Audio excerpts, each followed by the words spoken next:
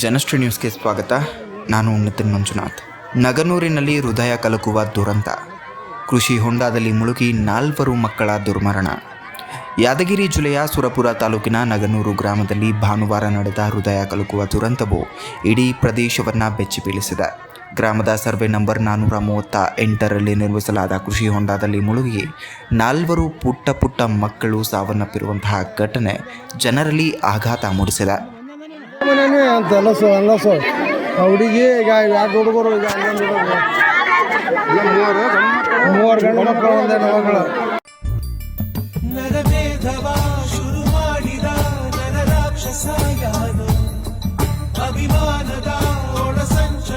ರಜೆ ಹಿನ್ನೆಲೆ ಕೆಲ ಮಕ್ಕಳು ಹೊಂಡಕ್ಕೆ ನೀರು ತರಲು ತೆರಳಿದ ವೇಳೆ ಕಾಲು ಜಾರಿ ಒಂದು ಮಗು ಹೊಂಡದೊಳಗೆ ಬಿದ್ದಿದ್ದು, ಆತನನ್ನು ರಕ್ಷಿಸಲು ಇನ್ನೊಬ್ಬ ಮಗು ಹೋದಾಗ ಅವರು ಕೂಡ ನೀರಿನಲ್ಲಿ ಸಿಲುಕಿಕೊಂಡಿದ್ದಾರೆ.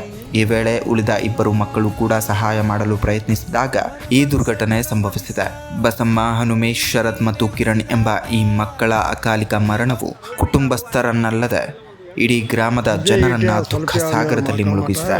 ಅವರ ಮನೆಗಳಲ್ಲಿ ಆಕ್ರಂದನ ಮುಗಿಲು ಮುಟ್ಟಿದೆ.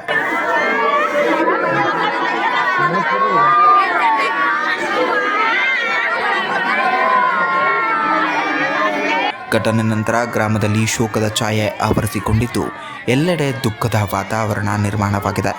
ಪ್ರಕರಣಕ್ಕೆ ಸಂಬಂಧಿಸಿದಂತೆ ಕೆಂಬಾವಿ ಪೊಲೀಸ್ ಠಾಣೆಯಲ್ಲಿ ಪ್ರಕರಣ ದಾಖಲಾಗಿದ್ದು, ಪೊಲೀಸರು ತನಿಖೆ ಮುಂದುವರೆಸಿದ್ದು, ಇಂತಹ ದುರಂತಗಳು ಮರುಕಳಿಸದಂತೆ ಕೃಷಿ ಹೊಂಡಗಳ ಸುತ್ತಲೂ ಸುರಕ್ಷತಾ ಕ್ರಮಗಳನ್ನು ಕೈಗೊಳ್ಳಬೇಕು ಎಂಬ ಅಭಿಪ್ರಾಯ ಗ್ರಾಮಸ್ಥರಲ್ಲಿ ವ್ಯಕ್ತವಾಗ್ತಾ ಇದೆ.